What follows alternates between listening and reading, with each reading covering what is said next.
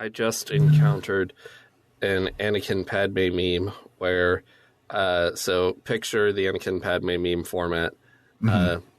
Each box just has captioned, "I don't want to go to work." That's the whole meme.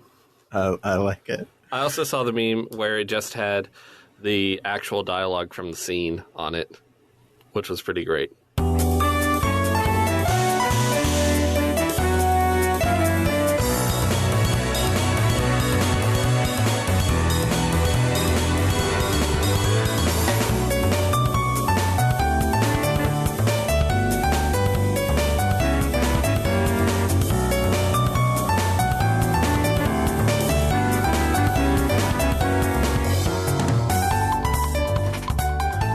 Welcome to Bookclub no Kiseki. I am Sam Allman. I'm David Bernard Houck. And I'm Matt Jorgensen. And the segment of Falcom's Kiseki series we'll be playing today is the final dungeon and the epilogue of Legend of Heroes Trails in the Sky. But before we get started, how at Dewsville, baby dolls? So I enrolled in a teaching English as a foreign language course. So I'm studying how to teach English to people who don't know how to speak English, because I speak English, and probably there are people who also want to speak English who can't do that right now. So I'm going to maybe help them. That sounds dope. Yeah. I got 100 on the test I just took. So out of 100, I'm hoping. That. Yes, out of 100. It would suck to get like a 100 on the SAT. Yes. You have to misspell your name. Doesn't SAT scoring start at like fucking 300 or something? I can't remember. It's something like that, yeah. But it doesn't start at 0. It does not. You'd think you could do bad enough to do 0. Right? I would almost try and get a 0 on purpose if I could. If everyone else is getting 1600s, I want the 0. I want to be the outlier. When I was in high school, surely you'd get a pity scholarship. What was that, Matt? I was going to say, when I was in high school, our physical education class had paper tests, which accounted for 5% of our final grade. So that's exactly what we did. Yeah, if it's 5% of your final grade, you don't show up. Yeah. We didn't have a high school like that. Like, if you didn't show up, like, somebody's aunt was coming over to your house to see if you were sick. Yeah. Yeah, I always, like, I went to a really small high school in a really small town, but then everything that you tell me about growing up, Matt, is the hold my beer of childhoods. Yeah, I thought this was perfectly normal until I became a person who went on the internet, because then we had internet when I was in high school in 2009. And now I realize what an insane place the town I grew up in actually is. Yeah. So the town where you live, I was talking with Summer's best friend, Deanne. I was like, yeah, I have a friend here in Wisconsin too. He lives over in such and such place. She goes, oh my God, I'm so sorry. Do we need to go save him? And I'm like, yep, that sounds about right. See, that is true for the place we're currently in. But then stop to consider that it is measurably better than where I came from. Yeah. Well, what about you, Matt? How was your week? It was pretty good. We good. The last part of the whole wedding thing, we were gonna do like a honeymoon where we went to place, but there's still dregs of a pandemic, and we did not adequately save money to go where we wanted to go for the length of time we wanted to go. So instead, we did the most Wisconsin thing and hung out for 2 weeks in a weird cabin in the middle of the woods. Hell yeah. Which was promptly interrupted. I thought you normally recorded from a weird cabin in the middle of the woods. No, this is a weirder cabin. I kid you not. You have to be careful where we were. You had to be careful where you drove because you were 45 to 65 minutes away from the nearest gas station, depending on the time of day you were driving. Nice. Yeah. I can't fathom like how empty it is up here because like I grew up in the greater Houston metropolitan area, so even when I grew up in like my small ass towns, I was never more than 5 minutes away from a gas station and never more than an hour away from like skyscrapers. So that's definitely not a thing here, and it's like I smack dab in the middle of this state am like the farthest east you can drive and see, or the farthest west you can drive and see civilization. Like everything out past that is all just open and empty, and it's bonkers. Yeah, you have to and go like it feels so weird. You have to go north and hit Eau Claire, which is officially north. If you look at the oven mitt of Wisconsin, it's officially north. Mm-hmm.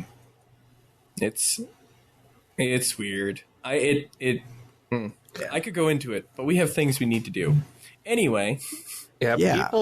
A lot of people don't seem to understand America, and the people who don't understand election maps need to be dropped in the middle of Nevada or Montana for a while. Like, dropped there, and they have to find their way out. Oh, yeah. By then they'll be like, oh, okay, I get it now. Yeah. That's exactly how it is in this part of of the state of Wisconsin. And then if you go where a good friend of my brother's, who I did not realize wasn't my uncle until I was that kind of family friend, he lives in a place called Spooner, Wisconsin. Or not Spooner. Nice. Phillips, Wisconsin. As in the screwdriver, quite literally. Spooner's a better name. Yeah, Spooner is the town by where the cabin was. It's a great name. And its nearest neighboring town, I cannot remember what its name is, but I believe it's Mihong, because it was settled by the Hmong people when they came here after Vietnam. So you've got Spooner and Whitehead and Mihong, which is great. Nice. But Anywho, yeah. So the only other important thing that happened this week is all of my best laid plans for this podcast have gotten turned on their head because we are getting official localizations of the Crossbell games, and they are being based on the Geofront translation, which is amazing. Falcom is the only, like, they're not AAA, but like they're big and important video game companies that will take fan translations and make them real. They did it for the East 3 remake, and they did it for some other one, and now they've done it again, and it's awesome. But unfortunately, the actual porting of it to Switch and PS4 and Epic Games Store is going to take a while, so they're going to coming out holiday 22 and 23. So instead of diving right into those using the fan translations, we're going to put them off and play them on the Switch because we want to. And so the order we're playing it is no longer in release order. We're going to do it in the suggested get this far into Cold Steel before you have to play the Crossbell games order. So, yeah, it'll be big, long, and exciting. And these games are long enough that just playing 2 of the Cold Steel games first will get us all the way into 2023 so that we can get get them on Switch, which is nuts to think about. This is a very long series. But let's finish off this first game of this really long series, and we'll listen to the final boss track and then do that right now.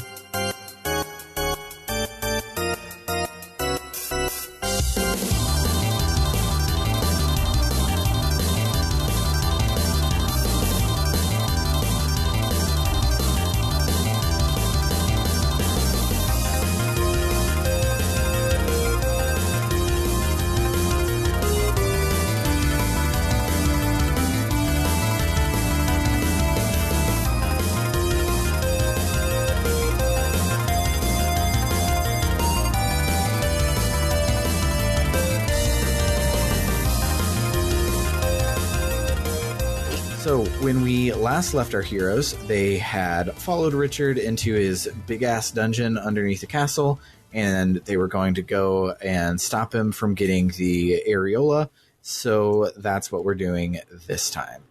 The dungeon is real big and real easy to get lost in, but basically every chest is a boss fight, and you get some characters' ultimate equipment by doing those fights. But other than that, it's just a big ass long dungeon. Nothing really important happening in it.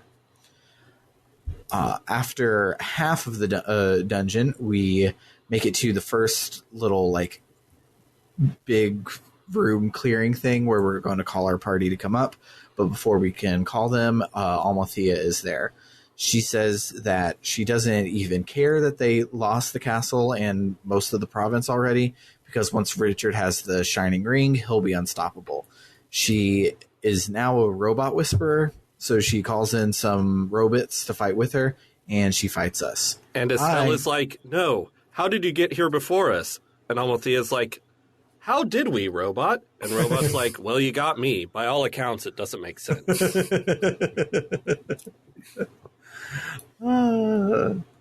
That's good. I love that fucking movie. It's a good movie. It really is. But the fight for me was trivial because her robot friends dealt no damage to me. How was it for you, Bernard? Pretty trivial. Yeah. Felt it was probably an easy one because she's just a mid-boss. She's not part of the final boss gauntlet. But what about you, Matt? Was she easy for you? Sorry, I had accidentally muted myself and then did not unmute myself, so I was commenting. But anywho, I don't even remember this boss fight, so that's not trivial. That's not a good sign for her. So yeah. So after our fight, we call the others to move base camp to this area, stock up on whatever healing items we might need, and then walk around and fight some more monster in a boxes. So we get to the end of the dungeon, and we come into a real huge room that has 4 big-ass pillars just Chekhoving about the place. And Richard is at some altar / stage / computer thingy, checking on stuff when we show up. We tell him that he's under arrest, so in return he gives us a history lesson.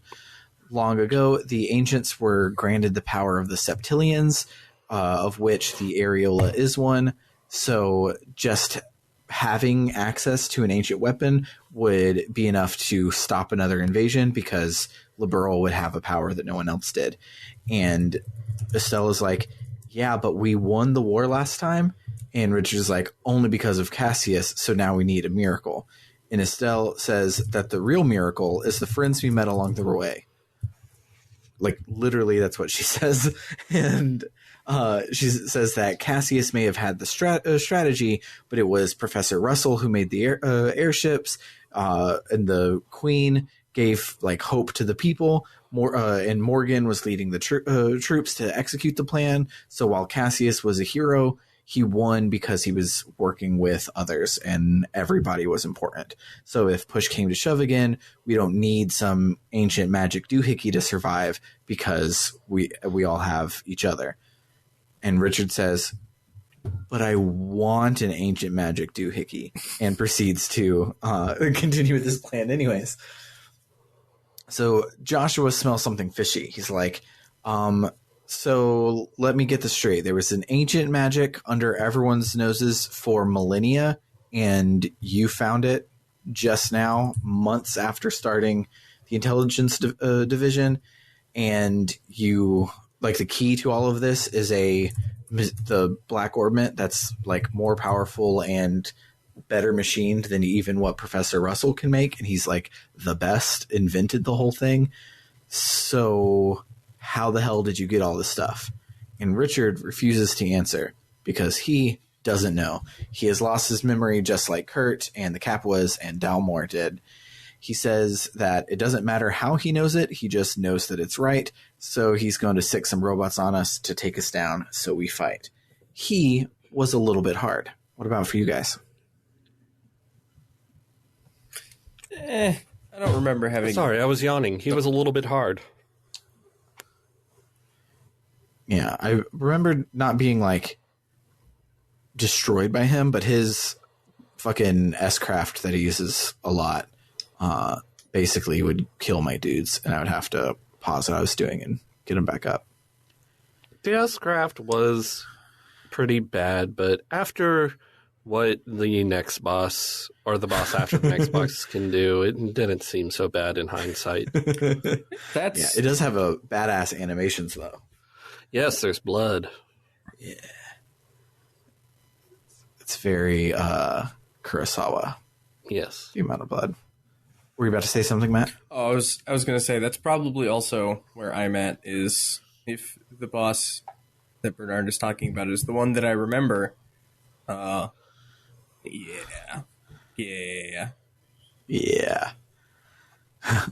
So after our fight with Richard, he reveals that we are too late. He had already set the black orbment to go off when we arrived.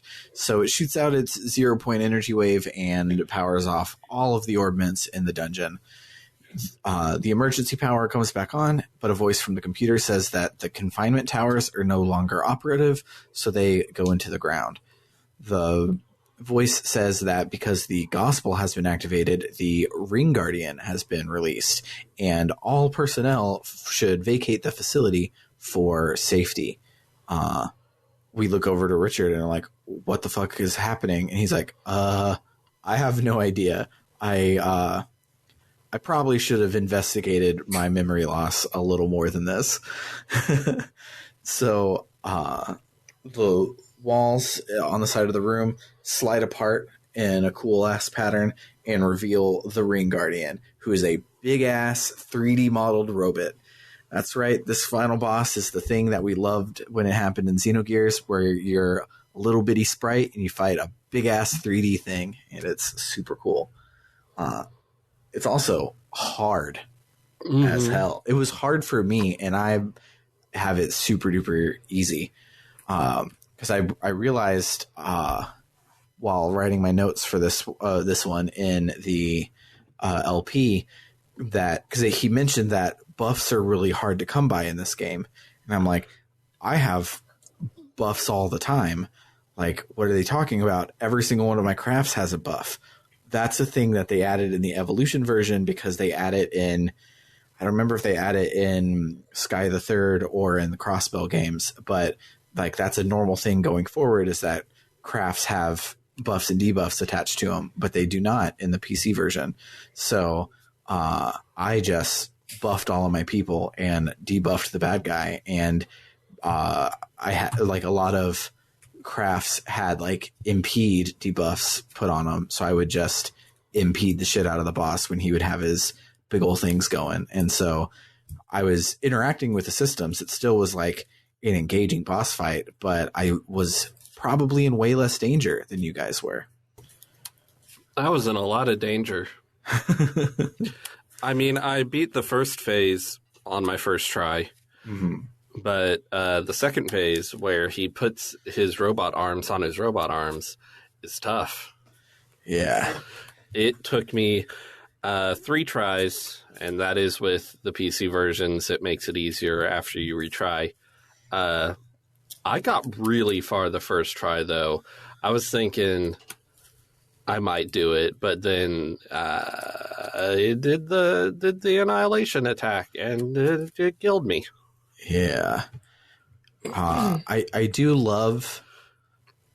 So when it used its big old fuck you attack, it did debuff itself for a couple of turns for you guys, right? Yes. Yes.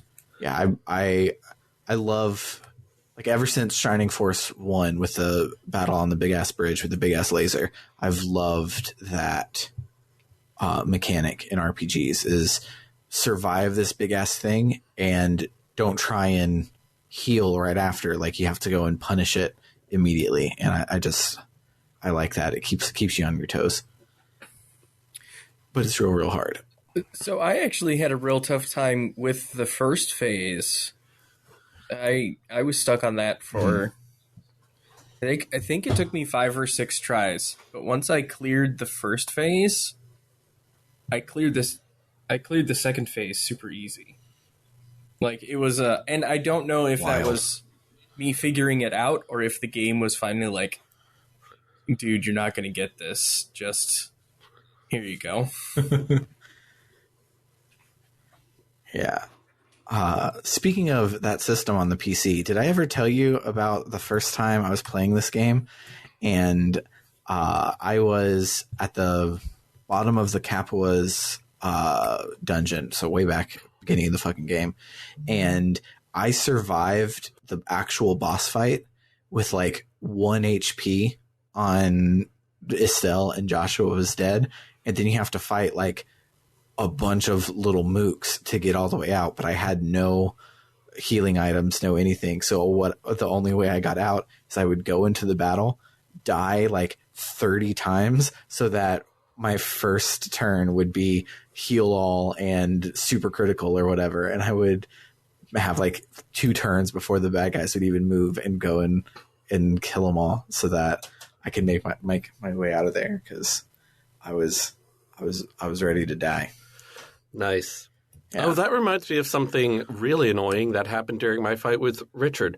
Richard has a ton of HP, and near the end of the fight, he got like 3 or 4 turns in a row where he got the health restore. That sucks. And it would, I'm doing like 500 damage to him in a turn, and then he gets the health restore, which restores over 1,000 HP. That sucks. But, it was so annoying.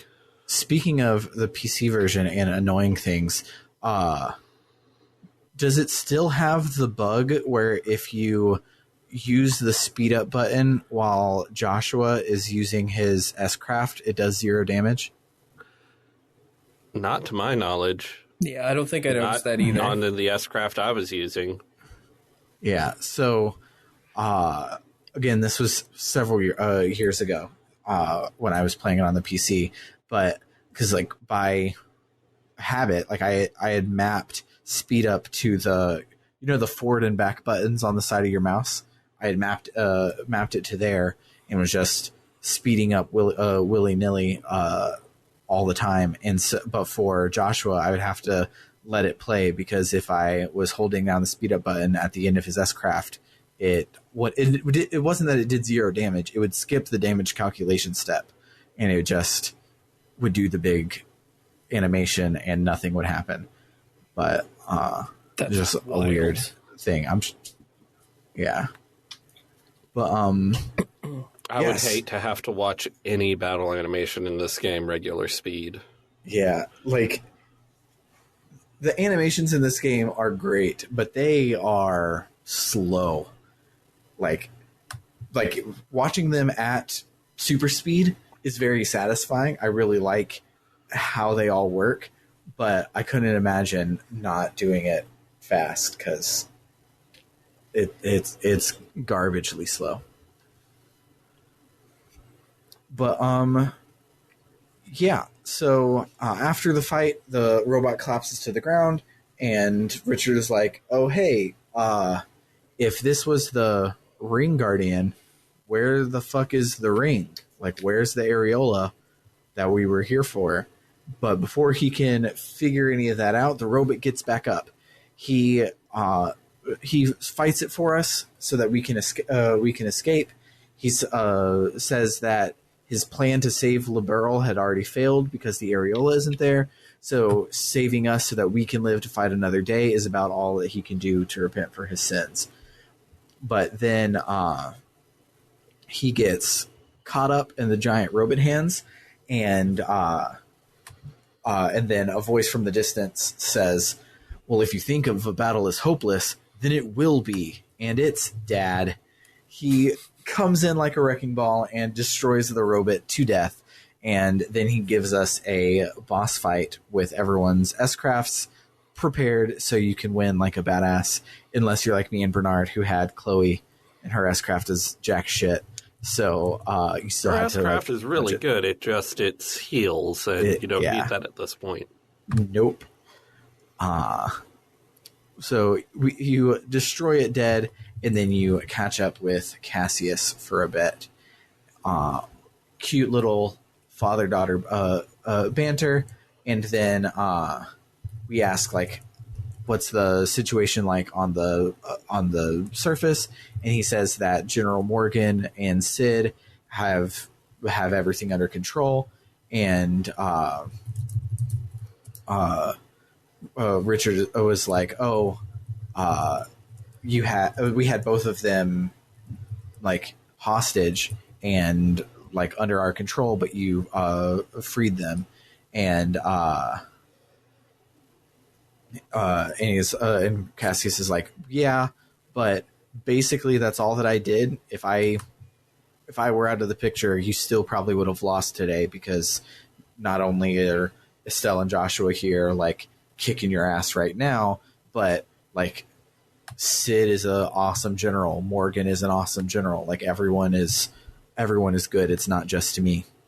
And Richard is like, "No, you're the hero. You left all of us, and we couldn't survive another invasion without you, because that's why I needed to sell my soul to the magic-y devils and shit." So Cassius punches him real good, like across the screen, and tells him to stop being a child. He should have let go of all of the heroic delusions that he had about Cassius, because he's is like, if you had even with all the schemes that you've been doing, you couldn't even like stand up by yourself. You just always were saying, "Oh, I need Cassius to do this." Like if Liberal needed a hero, you should have been that hero, because Cassius always had friends, as Estelle said earlier, and Cassius then basically sends Richard to his room and is like, I want you to think about what you've done." And so then it fades to black, and it's good. So the intelligence division is basically all arrested, and 1 week later, we're all still having the big 60th anniversary party. So everything is solved. Happy Yes. ever after. Yep. Credits. Everything is great. Everything is good. And so, like, from here to the time we stopped talking today is the reason why these games came out over in America. Because if this would have just resolved and gone to the credits here or whatever, it would have been a nice, like, cool JRPG with a lot of world sense, and people would have been like, "Oh, the storytelling in this one was really good," etc., etc. But we're working up to a cliffhanger, and not getting this cliffhanger for like 6 years and like demanding one is probably the only reason this game like was spoken about in hushed tones and all of these things to be as popular as it is.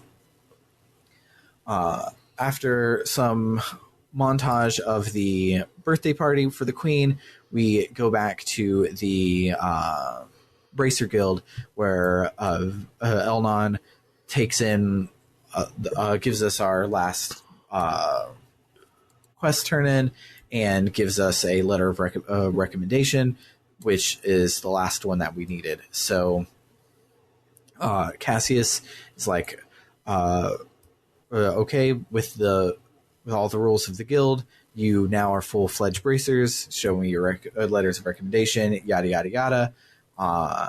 He then says your rank, mine, because I had done no side quests. He basically was like, this technically counts as a bracer, but you fucking suck.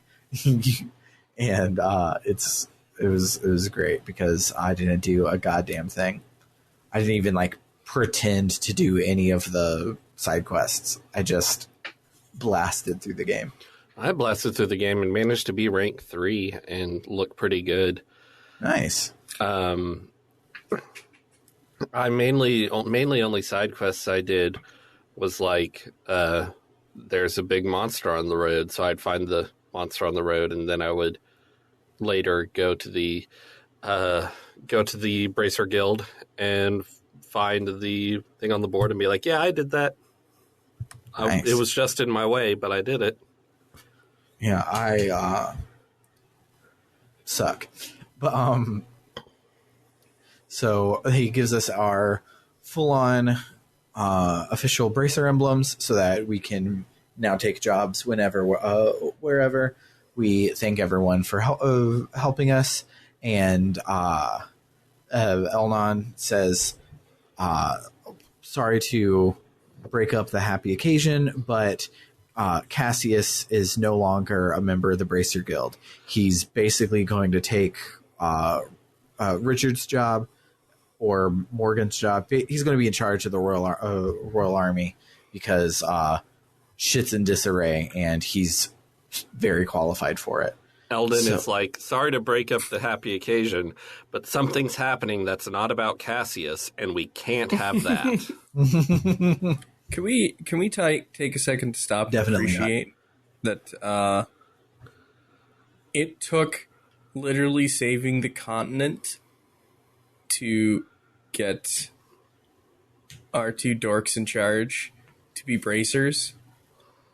What did everyone else who's a full-fledged how do normal bracer? kids? Yeah, how does everybody else become a full-fledged bracer? Is this continent just in trouble that often? Yeah, I wonder if there's a side quest in the next game with Annalise. And it's like, so how'd you become a bracer? Oh, I saved precisely 4 cats from 4 different trees, 1 in each branch, and they made me full-fledged bracer. I delivered milk to a village for a month. It was weird. Yeah.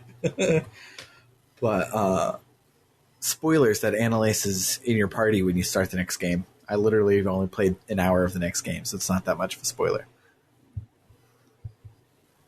But I love her. She's the really cute one, right? Yes.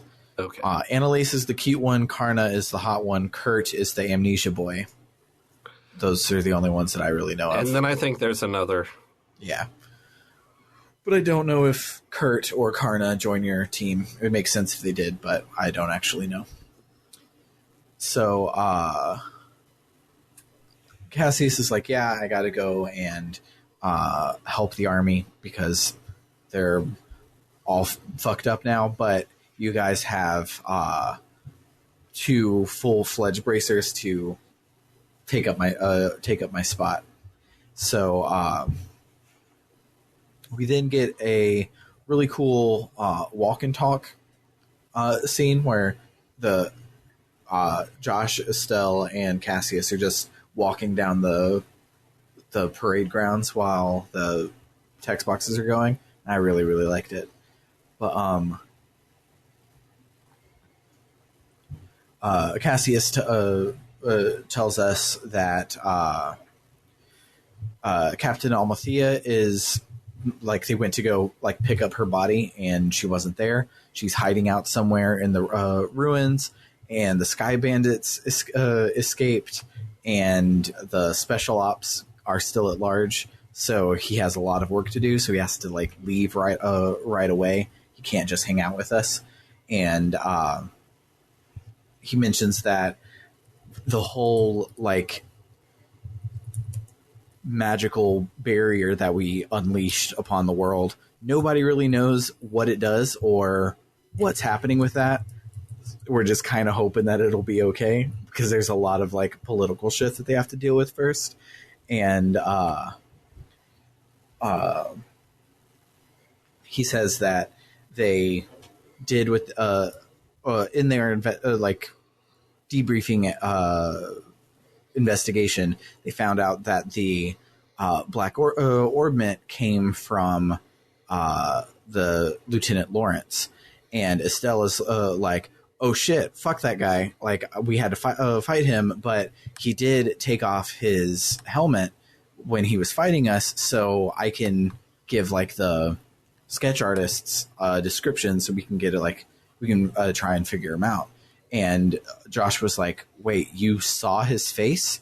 And he's like, yeah, he was like about 20 years old, had ash blonde hair and super creepy eyes. And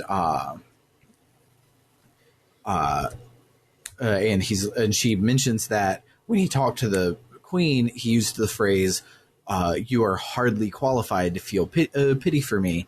And Joshua like latches onto that, like it's important. And Cassius is like, what's going on, Josh? You seem like something's up. And Josh is like, no, it's fine. Let's go have fun at the festival, me and Estelle. And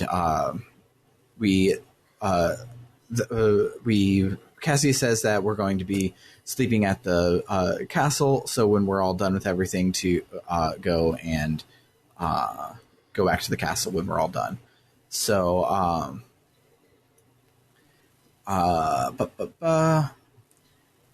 yeah, so then it lets us have a victory lap, because all games deserve a victory lap. We don't get to go around the entire world, unfortunately, but basically every NPC we've ever talked to is here for the party anyways, so it's just as good. I did not talk to a single damn one of them, though. Like, there is infinity people to talk to, and I didn't do a single one. Did you guys talk to anybody important, or just beelined it to the ice cream shop? I found Philip, and he was doing something for Duke Doonan. Yeah. I didn't talk. I'm sure some of them are great, and I probably should have looked over them, but I didn't. It was 3 a.m. when I was playing this. I didn't talk to anybody. Yeah, it was really late for me as well, because it was the night they announced the crossbow things, and so I was like, well, I have to play it now, and so I stayed up late finishing it. So we make it to the rest area, and Estelle and Joshua sit down and start to talk, and the real final boss is the conversations we have along the way. And so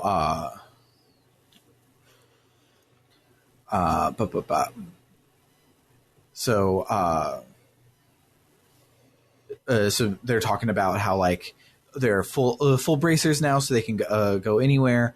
What do they want to do? And Stella's like, I think I want to go do bracer shit everywhere. And Joshua is like, I think I want to stay with you from now on. The translation of that line I wish was, I'd like to be with you, because it makes Estelle like, what is he coming on to me? But I think I'd like to stay with you from now on is not a come on sentence at all. But she starts to fluster, as always, and she's like, oh, I thought you were going to be giving me a confession or something. And Josh was like, what? She's like, never mind. I'm going to go get some ice cream. I'll see you right back. And Josh was like, okay, whatever. And after Estelle leaves, Professor Alba comes in, and it's like, oh, it's he's like, oh, like, I haven't seen you in a while. Like, you look like something's bothering you. Like, you're a full bracer now. Like, you should be happy. And Joshua says that ever since they first met, that he's always felt uncomfortable around Alba, and he always gets the shakes a little bit whenever Alba's around. And in every case so far in the game, people just forget things, and Alba is always there shortly after. And he says that when Kurt had lost his memories, and when we were in the stands, Kurt, and one of the things that I skipped over back in the martial arts tournament, Kurt was like shivering and freaking out, and he didn't know why, and Alba was sitting right behind him. So Josh straight up is like, Professor Alba, what are you the main bad guy? Have you been behind everything? And he has. He then snaps his fingers, everything like goes inverted, and all of Joshua's like memories and life just like flash before his eyes. And Alba is like, who says that when you were in tatters, it was I who rebuilt you. I restored you. I poured a soul back into your empty vessel. And Josh was like, oh, if you have the power to twist the minds and memories of men, you must be one of the snake apostles, the Ongui. You must be Wiseman the Faceless. Snake apostles or snapostles. Snapostles. And Alba is like, well, yes, I am Wiseman, but you haven't called me that name in ages. Enforcer Legion 13, aka Roxas. And Joshua's like, wait, if you're behind all of this, that means Lawrence has to be, and he trails off, and Alba's like, yes, I didn't erase his memories, so he was able to be his normal self right away. You should thank me. Does not expand on that. Don't know what that means. But Joshua asks if he's here to kill Josh, and Alba says, no. The first phase of my plan went off without a hitch, so I thought I would just come to see you. And Josh was like, the seal in the old ruins? And Alba says the gate that blocks the path to the ring was that was our first step. And he says there's no way to close it again. And Josh was like, what the fuck is the areola? What is your society after? And he's like, well, if you want to know, why don't you come join us? You can, you're such a badass killing machine. We could use you. And,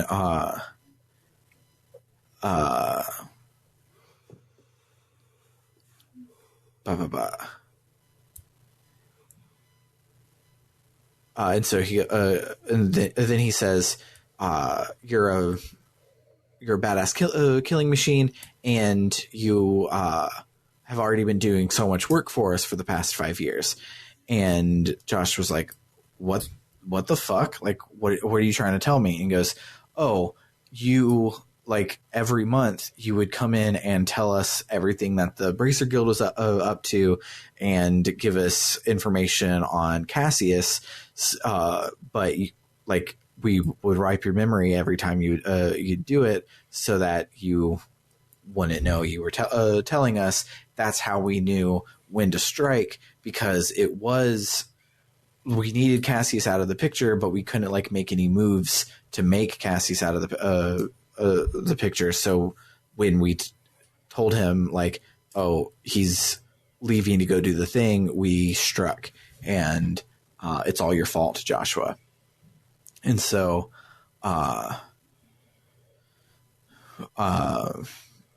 Joshua gets pissed, but Alba's like, no, like you not knowing what you were doing gave you a family and a happy home, you can just never tell them and everything will be fine.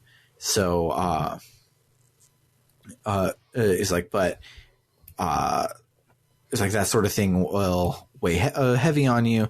And since the members of the household are good people, well, do you think that they would even care for a monster like you? And he then tells Joshua that he was the Black Fang, his prized killing machine, and he has no place in the lives of normal people, so he needs to come back to Ouroboros. And then it fades to black and fades back in, and it's the sun has set, so Estelle took forever to get these ice creams. So she's heading back towards Joshua, and Professor Alba, all smiles, walks by and is like, "Oh, tee-hee-hee-hee, I was just talking with Joshua. Congratulations. See you later. I've made some advances in my research, so I'm in a really good mood. So au revoir." And so Estelle goes over to see Joshua, and Joshua is fine. He's just like, "Oh, you got us a big ass ice cream. Now we can eat. Everything is totally cool." And she's and so they chat real cute, etc. And then it fades to nighttime at the castle, and Estelle is like pacing, trying to figure out like what she should do about her feelings. And Shara is there and is like, "Obviously, we all know it. You're in love with Joshua. You should admit that to yourself and admit that to him. Like, go get your boy. The night is young, etc., etc." And so Estelle walks to Joshua's room, but he's not there. But she hears him playing the theme song on the harmonica. So you can then explore the castle to talk to all of your people again if you want to. I did not. I walked right upstairs. I talked to one person at Who did you this talk to? time. I talked to Olivier, and he's like, "Oh, listen to that beautiful song being played. That's the great old Erebonian tune. I'm surprised a Liburlian knows it." It's like, okay, yeah, we get it. Yeah. So you make your way to the roof, and Joshua is there, and he's like, "Estelle, I'm ready to finally tell you what I was doing before I met you." And Estelle's like, "Okay, like I promised I would listen whenever you're ready to tell me, so go ahead and tell me." And he says that once upon a time there was a little boy who lived all by himself, who was who basically had no redeeming traits. He just relied on everyone else. But one day something happened and it broke his heart. He didn't know how to speak, how to feel, how to eat. All he could do was play the harmonica. No matter how hard everyone tried, nothing helped his heart to feel better. Then one day, a wandering magician appeared before the boy and said, "I will heal the boy's heart, provided that I am compensated." So the boy was given over to the magician's care, and the magician found that he could shape the boy's existence into anything he wished. So the boy's heart became that of a murderer. For 2 years, the boy killed every single day. Under a cover of night, he murdered dozens of soldiers. He slit the throat of a national cabinet minister who was under heavily armed guard. Sometimes he used explosives, which maimed and killed innocent bystanders. At some point, he became regarded as something more than a mere killer. He was known as the Black Fang, and the name struck fear into the hearts of men. One day, the magician gave the boy an assassination order. His target was a hero, a man who had protected his queen and nation from the threat of an invading northern country. He was a bracer who had special rank shared only by 3 others in the entire land, but the target was too strong. He defeated the boy with the ease of a tiger swatting at a playful cub. At that moment, some of the magician's servants showed up. Since the boy's face had been seen, he was now a loose end to be tied up. But someone came to his aid and drove the attackers away. It was, of course, the man that he had come to kill. And so the boy was taken to the man's house where he met a young girl. He lived there for 5 years, always feeling like he was lost in some wonderful dream. In the real world, he would never be allowed to have such dreams, but all dreams must end at some point. The time was drawing near when reality could be avoided no longer. I read it because it was well written. Estelle is just like, what? was that real? And Josh was like, yeah, very real. I'm a monster. I kill people a lot. Thanks for everything, but I got to get out. So he hands her his harmonica. It's like, that's the last bit of my heart. I don't need it anymore. I gotta get out of here. And Estelle's like, stop it. Stop talking about like your life is a dream, making it sound like nothing was real, but your past doesn't matter. You are my brother and my boyfriend. And and she finally says, Joshua, I love you. And Joshua's like, of course you love me. I'm your brother. She's like, no. Like, I love you. And then if you're playing on the Vita version, you get a heartbreakingly beautiful CG of them kissing. And it's the epitome of the not like this moment. Let me see if I can find it real quick. In the PC version, they managed to communicate it well with just extremely not detailed sprite animations. Oh no, the CG. It's so good. It's like, really good. It's like everything you wanted, but it burns it into the ground. Josh's arm is the color of Estelle's face, and Estelle's arm is the color of Joshua's face. Oh, weird. I guess it's lighting, but... I guess so. Weird. But, yeah, so he kisses her, and she's like, whoa, what was that? Also, I feel sleepy. And Josh was like, don't worry, it's just a fast acting sedative. There's no side effects. You're just going bye-bye. And she falls to the ground, starts to fall asleep. And he says, Estelle, you shine like the sun. My time with you was the happiest and the most painful that I've ever known. Just like the brightest light casts the darkest shadow. If you'd stay with me, you'd find out how disgusting my true nature is. And sometimes I think it would be better if we never met. So thank you for everything. You've had me from the moment I met you. I've always loved you. Goodbye. Credits. Like, the most, like, of all the places where they could have left a cliffhanger, it's like the one that hurts the most is when they roll credits, and that's the end of the goddamn game. Mm-hmm. Oh, it hurts so good. Yeah, there was no extra shit this game. I mean, there were. We could have gone and talked to people. I didn't do any of that. So instead, let's listen to some music, talk about our memorable moments, and final thoughts on this game.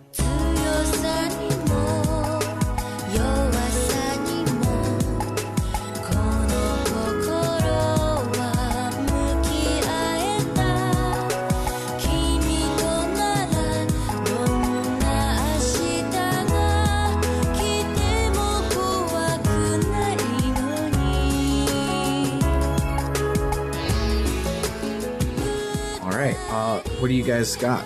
There wasn't a lot of NPCs to talk to this time around, but there were a lot of treasure chests. When Joshua was at the end being like, I'm already a devil cause I can't stay with you, My heart is broken. Estelle goes, your heart is broken? What does that mean? I love that line so much. It's like really silly, but also feels very genuine and is also like, yeah, Joshua, what the fuck are you talking about? Just be normal. Right? I understand you can't be normal right now, but just be normal.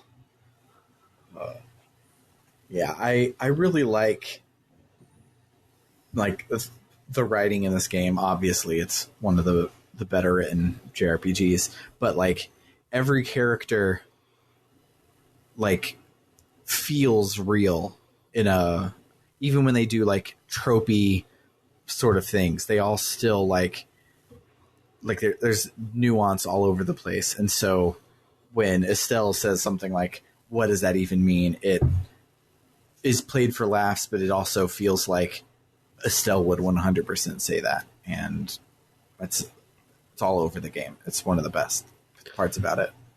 Also, so did Joshua know Estelle was going to come up and that things would lead naturally into a kiss? And so or was he just like, I might need to kiss someone at some point? I think so he I'm going to knew prepare this. Because flashback to the opening scene of the game, he was playing the same song and she mentioned how she loved to listen to it and would come up and listen to him. So him playing the harmonica was the bait, I believe. Also, I've never understood when people in movies do the poison on the lips thing, how they manage to not poison themselves. Well, you see in the masterpiece of our time, Batman by Joel Schumacher, whichever one that was, Poison Ivy, he has wax on his lips to keep it from fucking up his own lips. That's how I think it.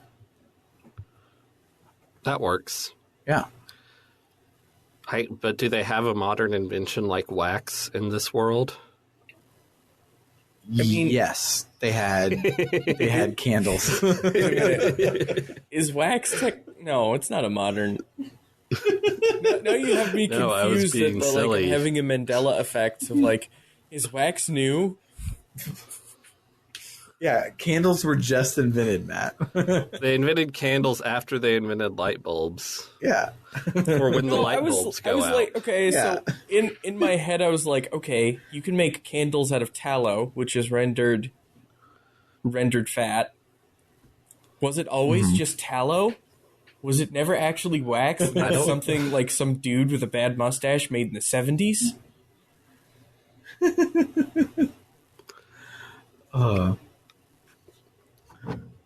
But yeah, did you have any more memorable moments before we dive into final thoughts? I'm done. What about you, Matt?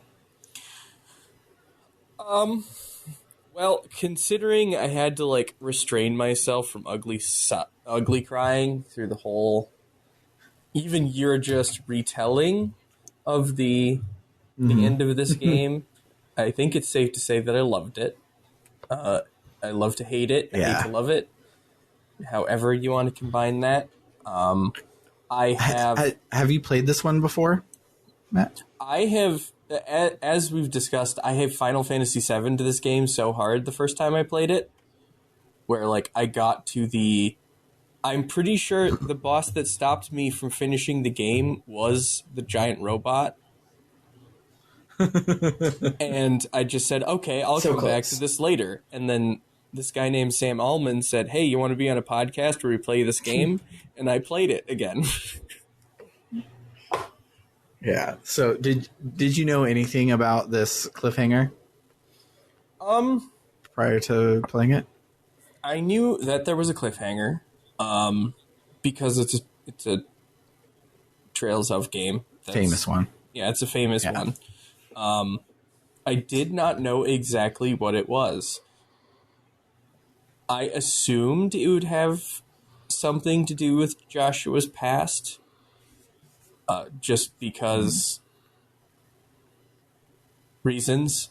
I did not expect it to lead to the presumed parting of ways.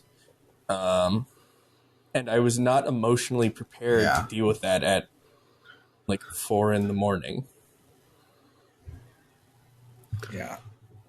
I remember when I first got to this part, because I knew it ended on a cliffhanger, because that was one of the like things about it, like prior to second chapter coming out in like, I think it was like 2015, 2016, something like that, like not too terribly. Like I think I had started wanting to play Trails in the Sky before second chapter was even out, so I knew, like, going in, there's a big cliffhanger, get ready for it or whatever. But I had no idea what it would be like, and so I remember playing through, like, being ready for there to be some sort of a cliffhanger, and I was thinking it was going to be like Estelle would be like, Joshua, I love you, and he goes, well, Estelle, I credits type thing at the ice cream place. So I was like looking around waiting for it to show up, and then Alba shows up and reveals himself as the bad guy, drops this lore that we haven't even fucking heard about before, and I'm just like, oh shit, like this isn't even started yet, motherfuck. And then there was still the kiss after, and it hurt so good. I remember when I finally beat it, I was like, I'm glad that I beat it after second chapter is available, because Jesus Christ, not ever being able to being able to resolve that cliffhanger would fucking suck. Yeah, I cannot imagine playing this in real time. Like that, this would have been the kind of story that would have just kept me up at nights, more so than I already keep myself up at nights. Just like, I wonder how that ends. I wonder if it'll ever actually end. I wonder if I'll ever find out. Yeah, like Oh no, go ahead. I feel if I would have been playing this in 2011, I would have gone online and looked up the plot of the second game. Like, fuck waiting. I would need to know, especially because it seemed for the longest time like we would never get the second part. I just would have to resolve it, and I would look up the plot. So I do have. I'm going on to a different subject, so if you're saying something related, go ahead. Yes. There is some the way the story is structured for the end of this game is very interesting relative to what is going to happen in the future. That is super vague and stupid, but I need to remember. I'm going to make a note to remember to talk about this later. In 2023.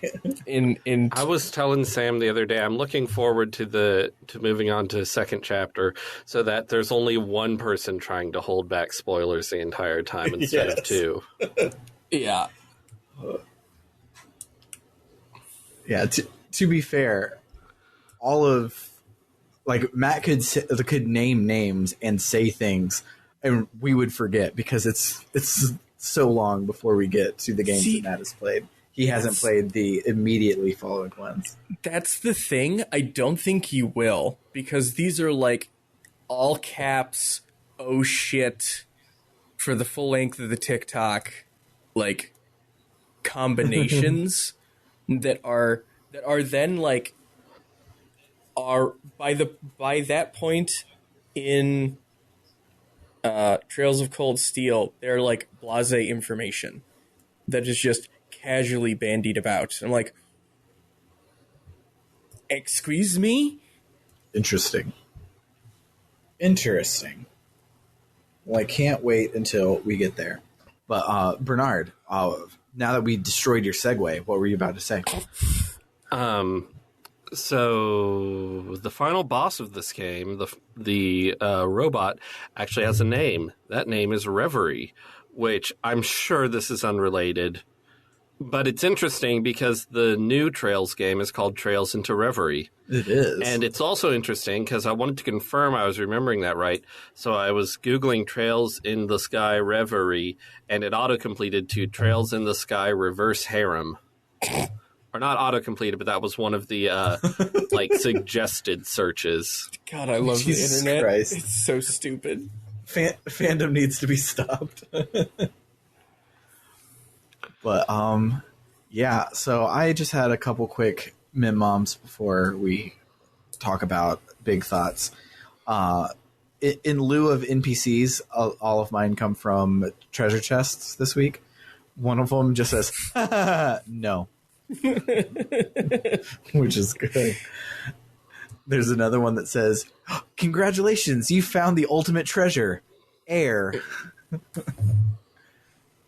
And then my final one is when Cassius shows up and Estella's like, Jesus Christ, Dad, you're such a fucking deadbeat. You always, are never around when he needs you. Why would you show up now? He goes, maybe I just wanted to see the ending. And Estella's like, what do you mean by ending? And he goes, never mind. And it's great. But, yeah.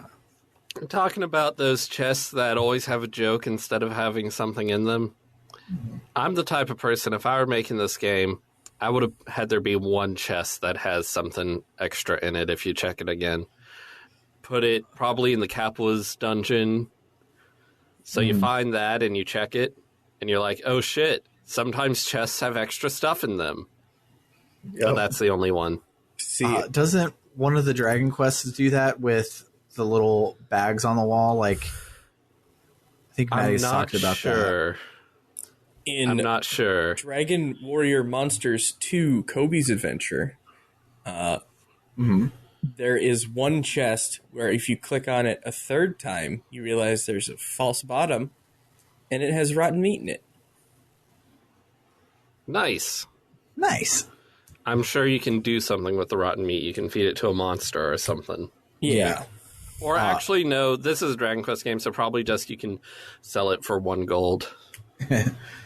A game that did this in the reverse in a really bad way was Sailor Moon Another Story.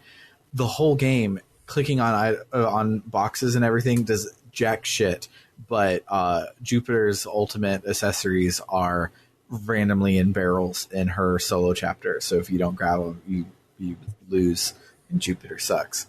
And it was very weird when I stumbled upon them because the whole rest of the game there are literally no items in any chests not in any non-chests except for Jupiter's. You said barrels. Now, are they actually barrels in 1980s Japan? No, they were barrels in the pasty place where most of it takes place. I don't know that much about Sailor Moon. Well, Sailor Moon takes place in the early 90s Japan, but it also takes place 1,000 years ago and also takes place 2,000 years in the future. And Jupiter's solo thing was during the 1,000 years in the past. I only knew that it takes place in Japan, so I was imagining her wandering around early 90s, late 80s Japan, and there are just fantasy barrels. Yeah. Like you'd see on a pirate ship around because it's an RPG. Yeah, Sailor Moon also does the thing where it's like, oh, we're going to have regular Japan stuff on our normal episodes, but every now and then we'll go to some other country that doesn't exist where like people have like horses and swords and shit. So there's a lot of that going on. Sailor Moon owns. Everyone should watch it. I mean, I guess it's just like in Dragon Ball how it takes place in vaguely the modern world, but also there are dinosaurs. Yeah, there are dinosaurs, and also you can build your own spaceship like in your garage if you're Bulma. So yeah, I like how Bulma, like, she's one of the best engineers in the world, but that's like not really a big part of her character. Yeah. She's like, oh yeah, by the way, I have already invented spaceships, but I'm going to collect all the Dragon Balls so I can have a boyfriend. Yes. Maybe that's what it But takes in the yeah, Dragon Ball this world. game. So yeah, 1 game down, 9 to go. How did you guys like it? I liked it. I feel like it's a game that you're supposed to chill with a lot and do all the stuff, but really, I just blasted through it. And honestly, I feel like part of that is that most of it wasn't challenging enough to make me want to do a bunch of side quests to get buff. And also, I didn't want to do a bunch of side quests to earn money because there was not anything to spend it on. Yeah. And so, like, the main thing is that I'm playing it on my computer, and so I'm sitting at my desk, and I don't like sitting at my desk that much because it's the same desk I sit at to work. So I don't want to take my time anyway. So yeah, I've just blazing through it and not really engaging with the side content. And I feel sort of bad about that because they sure did put a lot of effort into the side content. Yeah, they really did. There's so much of it, but this game in particular, now that I've gotten to the end of it, the like capital S side quests, like the things from the Bracer Guild and stuff, are kind of not important. All of the good side content is just the fact that everyone's text boxes are constantly updating, so you should just go around and hang out and talk to everybody. That's where all the good shit is. But yeah, I like tried to complete the game, and then I got to like in the middle of chapter 3. I had accidentally gone too far in the plot and ruined it, and so because side quests expire, and so I had fucked up my perfect game, and so from then on I just rushed through it. But I took forever to play it my first time, and I think I enjoyed it better just like blasting through it. The game has very big hangout energy, but its plot is also like good, and you want to figure out what's happening next. And all of the side content kind of is all right, we need to go and stop the orphanage from being on fire right now. People are dying. But if you wanted to, you could go and pick up some quests from the Bracer Guilds. Like all of them come in at that weird, forgot the word that, I mean, it's way different. Dissonance. That's the one. That weird dissonance sort of thing. The game has a lot of stuff you can hang out with, but also the plot is very well paced for just going through it at full speed. So I guess you could do it either way. Yeah. It at least has a shitload of replay value, which probably held people over when they had to wait 5 years to resolve this cliffhanger. But what about you, Matt? Did you enjoy going back to the barest bones from the most beefy bones of Cold Steel? I won't lie. I struggled to play it at points. But I don't think it's in relation to Trails of Cold Steel in that regard. It was actually really cool.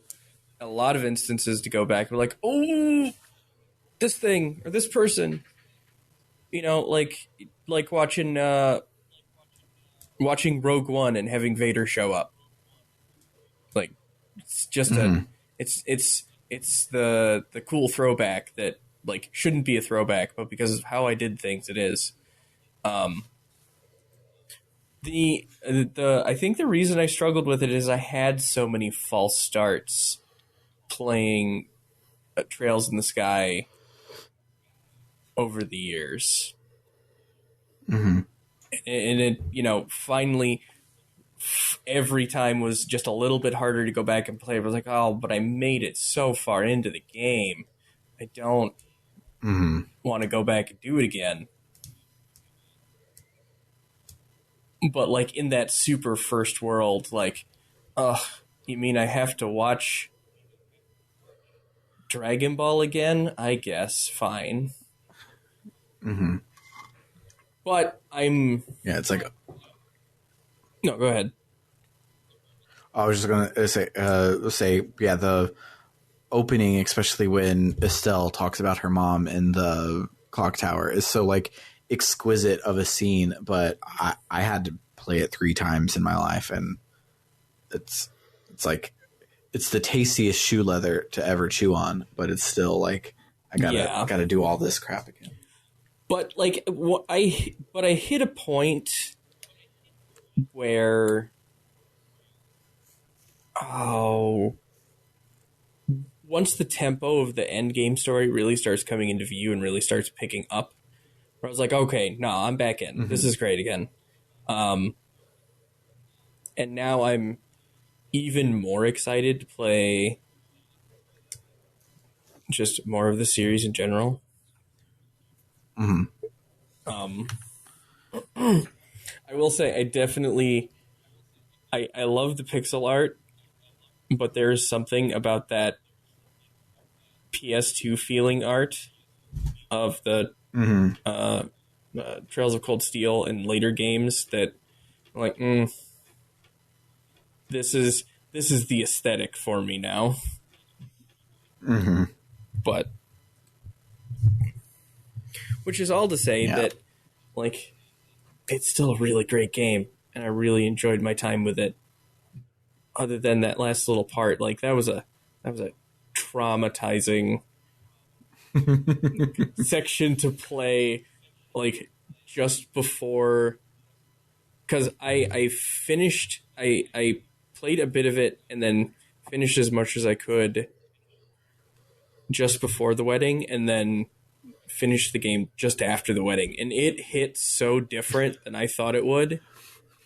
There was a lot of big emotions for 2 or 3 days after that. Yeah. Be like, Becca, you're not wearing false lips to poison me and leave me, are you? You're not secretly a spy, right? We're fine, right? You're just also a boring Wisconsinite, right? Right. But yeah, my favorite thing about this game is no one is a chosen one, and no one even is, like, important. Like, while, like, everyone ends up being important, but their important stuff that they're doing is nothing that you're actually doing in the game. So it's like your, like, Estelle and Joshua's plot of, like, oh, we need to deliver this orbment and then figure out what's going on, and then they happen to be there at the end, is, like, not even important. The important shit is, like, oh, like, Zane and Chloe and Olivier and Shara and Agate have been doing the JRPG plot off screen, and we get glimpses of it the whole time, but they really, like, play it close to the chest to, like, reveal it in the last chapter, and I really, really liked that about this game. It gave it a really awesome vibe where it felt okay to just hang out with these characters in each of the towns you go to, because, like, you didn't, there never was like, oh, hey, we need to stop Richard from opening the thing and causing a fucking ice age or whatever the fuck he's trying to do. Like, there was never a ticking clock in the whole game. It was just, you just got a vibe, and it's still, like, laid all the dominoes out for them to fall at the end. And I love the structure of this game so much. The narrative design is exquisite. Yeah. I think that's all I have to say, because now I just want to go and play the next game. Yeah, as I mentioned last time, we're going to slightly shake up the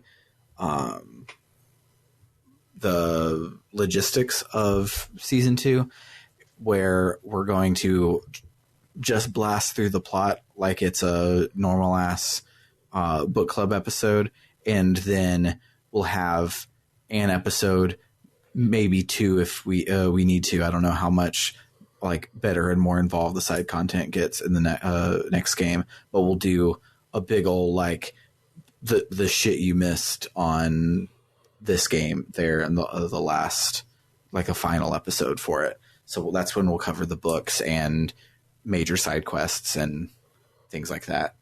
But it's like the memorable moments episode.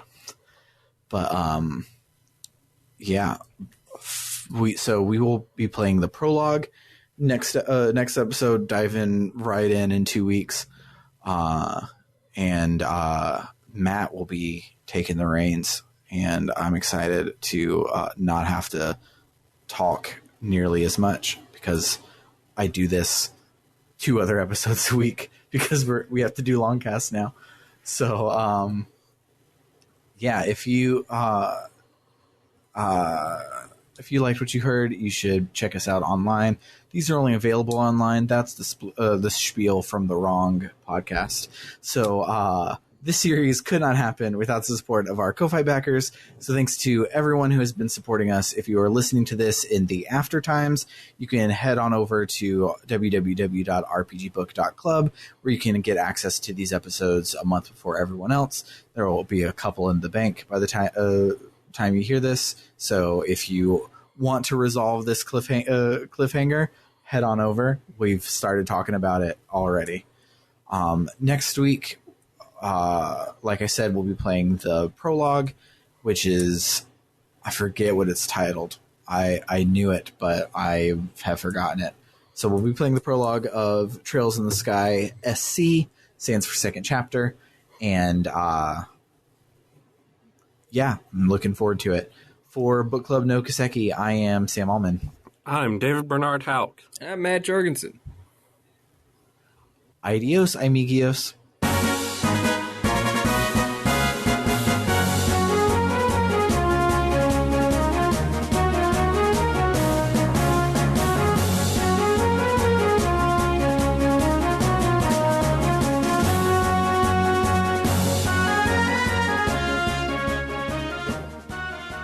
God damn it.